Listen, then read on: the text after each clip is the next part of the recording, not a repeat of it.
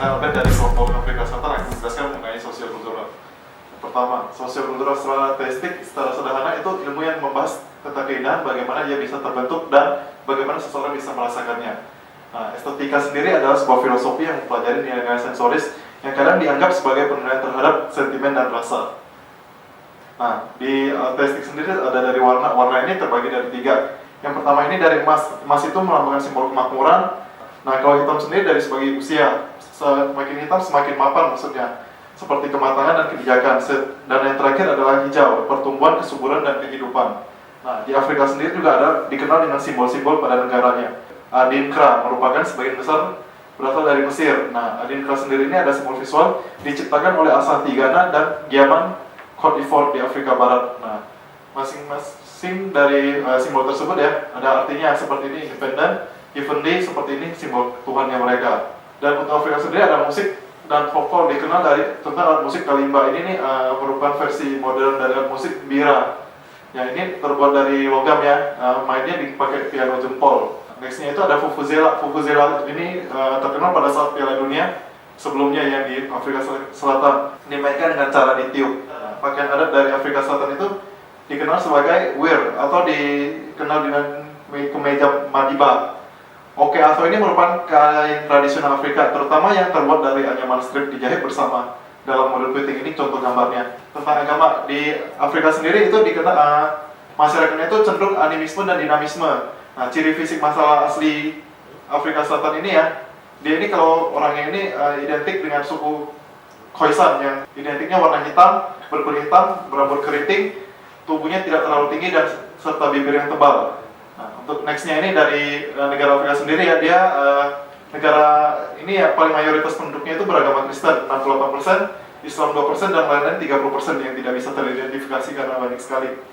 Nah, kalau di Afrika sendiri ada 11 bahasa yang digunakan. Yang pertama itu Zulu, paling pertama 22,7%, Xhosa 16%, Afrikaans 13,5%, dan Inggris itu masuk ke 4 dengan total 9,6%.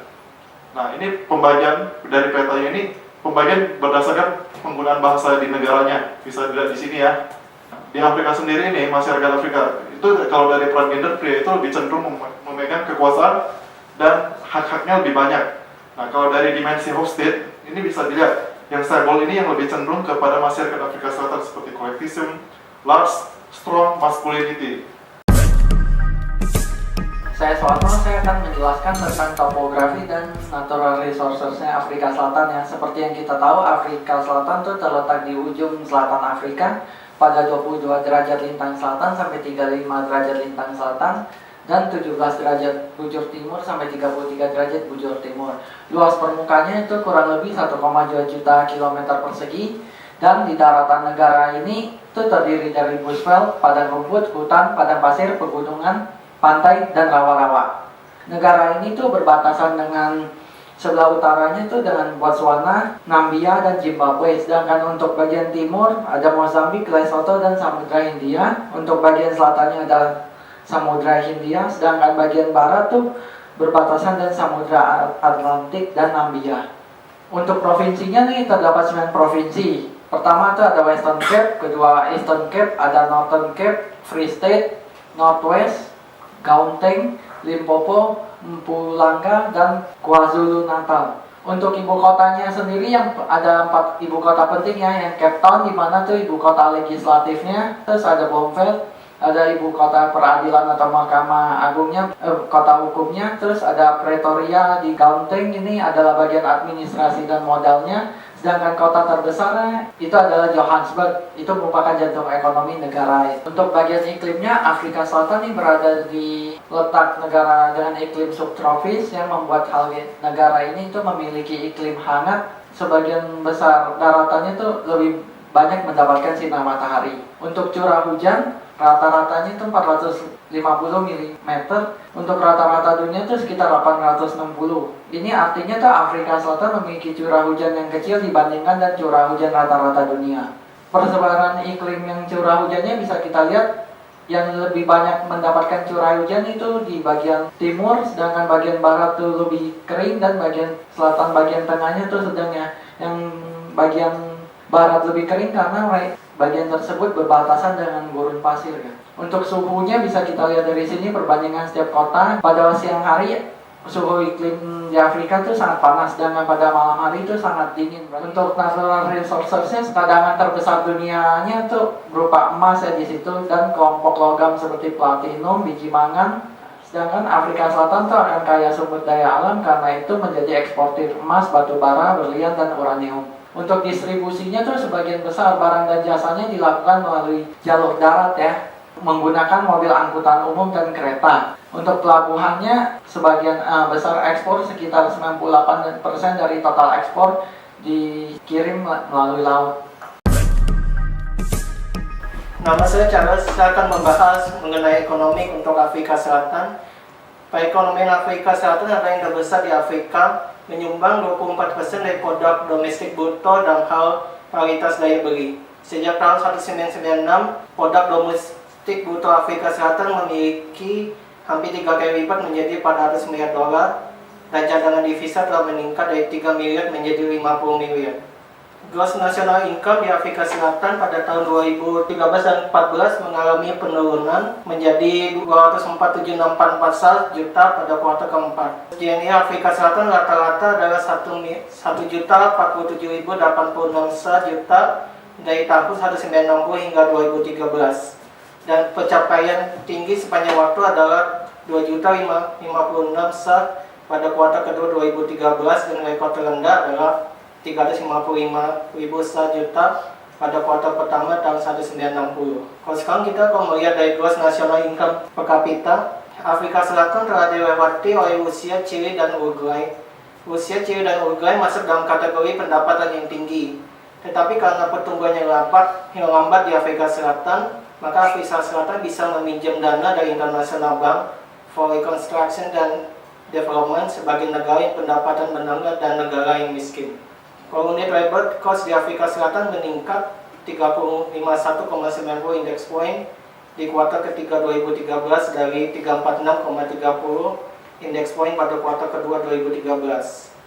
Biaya tenaga kerja di Afrika Selatan rata-rata 92,09 poin indeks dari tahun 1970 hingga 2013, dan mencapai tinggi sepanjang waktu 351,9 indeks poin pada kuartal ketiga 2013. Interest di Afrika Selatan rata-rata 13,23. Jadi di tahun 2014 mengalami peningkatan. Terus inflasi rate di Afrika Selatan mengalami kenaikan atau penurunan, tetapi di tahun Januari 14 mengalami kenaikan sampai 5,9. Terus kategori yang paling penting dalam indeks harga konsumen adalah perumahan dan transportasi dan food dan non-minuman alkohol. Income distribution, kalau di Afrika Selatan tidak mengalami kenaikan ataupun penurunan, tetapi tidak begitu bagus karena berdasarkan Gini Index, jadi perbedaan antara yang miskin dan kaya sangatlah besar. Saya Lauren, berikutnya saya akan membahas mengenai sosioekonomi. Masalah sosioekonomik yang dihadapi Afrika Selatan ada dua, yaitu pertama HIV/AIDS dan pengangguran. Jumlah orang yang meninggal akibat HIV/AIDS itu sebesar 178.000 orang, dan ini merupakan 31% dari total angka kematiannya. Sedangkan untuk pengangguran, ada 24,1% orang yang menganggur di Afrika Selatan. Berikut adalah beberapa dimensi dari sosioekonomi. Yang pertama, jumlah penduduk. Pada tahun 2014 diperkirakan jumlah penduduk Afrika Selatan mencapai 52 juta jiwa, dengan 55%-nya wanita dan 45% pria. Kalau dilihat dari tabel piramida penduduk ini, jumlah penduduk yang berusia produktif yaitu 15-54 tahun mencapai 50%. Karena banyaknya jumlah penduduk berusia produktif, Afrika Selatan menjadi pasar yang cukup potensial untuk perdagangan produk barang ataupun jasa. Tingkat kelahirannya adalah 18,94 kelahiran per 1.000 orang. Afrika Selatan mengalami penurunan pertumbuhan penduduk sebesar minus 0,48%. Tingkat kematian bayinya juga tinggi, sekitar 41,61 kematian per 1.000 bayi yang lahir. Ada 43,1% jumlah penduduk Afrika Selatan yang bekerja, dan 37,9% 48,8%-nya wanita, sedangkan pria 48,7%. Sebagian besar pendapatan dari orang Afrika Selatan digunakan untuk keperluan rumah tangga seperti listrik dan air. Dari semua provinsi yang ada di Afrika Selatan, provinsi terpadat adalah di Gauteng dengan 700,2 penduduk per kilometernya. Saya Mariana, saya akan membahas mengenai politik di Afrika Selatan. Nah, sejarah politik Afrika Selatan sebelumnya adalah yang dikenal dengan apartheid. Apartheid itu jadi yang pertama membatasi hak-hak orang kulit hitam. Yang kedua, klasifikasi penduduknya pada saat masa itu dibagi menjadi 4, black, white, color, dan Indian. Pada masa tersebut pemerintahan dikuasai oleh orang kulit putih. Pelayanan umumnya juga berbeda dengan orang kulit hitam ya, seperti pelayanan pendidikan, kesehatan, dan pelayanan umum lainnya. Pada saat itu juga banyak terjadi protes dan kekerasan yang terjadi karena ketidaksamaan hak untuk orang kulit hitam. Berikut struktur pemerintahan. Jadi di sana dibagi menjadi 3, legislatif, eksekutif, dan yudikatif. Nah, pemerintahannya juga dibagi menjadi 3 level nasional, level provinsi, dan level lokal. National government-nya itu jadi mirip-mirip ya seperti di Indonesia. Jadi pemilunya diselenggarakan setiap 5 tahun sekali. Anggota National Assembly-nya terdiri 400 anggota, dan National Council-nya per provinsinya memiliki 90 delegasi dari 10 orang untuk masing-masing provinsi. Ini hasil pemilu dari tahun 1994 sampai 2009. Jadi partai yang dominan itu adalah Partai Afrika Nasional Kongres. Jadi setiap tahunnya, setiap pemilu itu memiliki suara mayoritas. Afrika Nasional Kongres memperoleh 65,9 suara dan memiliki 264 wakil parlemen. Sedangkan partai yang keduanya, Democratic Alliance, itu memperoleh 16,66 dan memiliki 67 wakil di parlemen. Congress of People 7,42%, 30 wakil di parlemen, dan seterusnya. Saya Rapan, saya akan membahas tentang legal untuk Afrika Selatan. Yang pertama, copyright. Nah, seorang yang dapat melakukan registrasi copyright itu hanya apabila dia merupakan penduduk asli Afrika Selatan atau karyanya yang akan dipatenkan tersebut, yang akan diberikan copyright tersebut adalah dibuat di Afrika Selatan. Yang kedua adalah paten. Dia ada beberapa prosedur yang kemungkinan mirip di Indonesia. Yang pertama, dia harus mengisi beberapa dokumen dan dia harus mengumpulkan dokumen itu ke lembaga yang namanya CIPC. Apa itu CIPC? Nanti di belakang akan dibahas. Setelah itu, untuk paten itu hanya berlaku sampai 20 tahun saja. Dan si pengaju dia harus wajib memperpanjang paten tersebut selama 3 tahun. Jadi setiap 3 tahun dalam jangka waktu 20 tahun tersebut dia harus mengajukan perpanjangan. Yang ketiga adalah trademark. Nah, trademark di Afrika Selatan diproteksi di bawah Trademark Act tahun 1993. Nah, CIPC akan mengelola semua trademark yang telah dicatatkan secara resmi dan terdaftar di Afrika Selatan. Trademark ini berlaku selama 10 tahun. Memulai bisnis di Afrika Selatan. Bagaimana langkah-langkahnya? Langkah-langkahnya adalah 1, dia harus mendaftarkan perusahaannya pada Companies and Intellectual Commission atau tadi kita sebut CIPC. Yang kedua adalah membuka akun bank setempat di Afrika Selatan. Yang ketiga, dia harus mendaftarkan berbagai pajak. Salah satunya adalah income tax, VAT atau PPN di Indonesia, dan PAYE and SAT di lembaga yang namanya SARS, South Africa Revenue Service. Yang keempat adalah meregister unemployment insurance di Departemen Tenaga Kerja setempat, yang dapat dilakukan dengan simultan dengan langkah yang kelima, yaitu adalah register with the Commissioner in Defense to the Compensation for Occupational Injuries and Disease Act. Lembaga-lembaga arbitrase internasional yang pernah bekerja sama dengan Afrika Selatan itu adalah ASA, itu adalah miliknya Swiss, Association Swiss, the L Arbitrage, and kedua adalah the Arbitration Foundation of Southern Africa atau AFSA.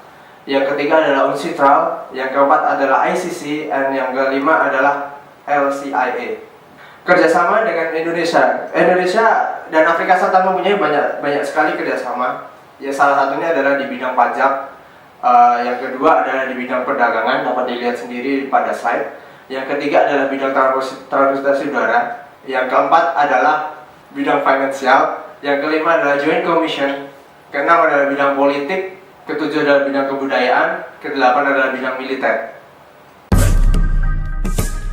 Saya Lydia akan membawakan bagian competition. Afrika Selatan merupakan negara tujuan berbisnis yang favorit di kalangan banyak negara.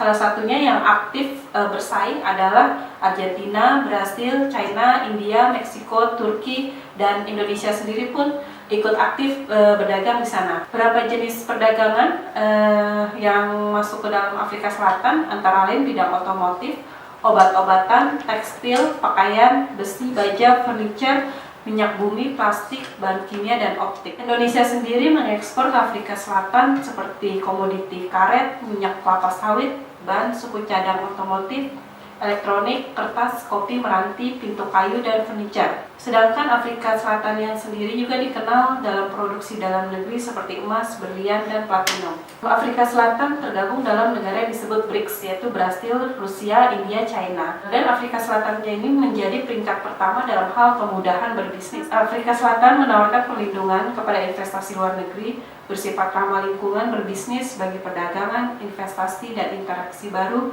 bagi perdagangan internasional. Untuk pajaknya di Afrika Selatan disetor ke dua jalur, yaitu pemerintah pusat melalui sarana SARS. Di dalamnya berupa pajak penghasilan, pajak pertambahan nilai yang besarnya adalah 14%, pajak pemerintah, dan bahan bakar.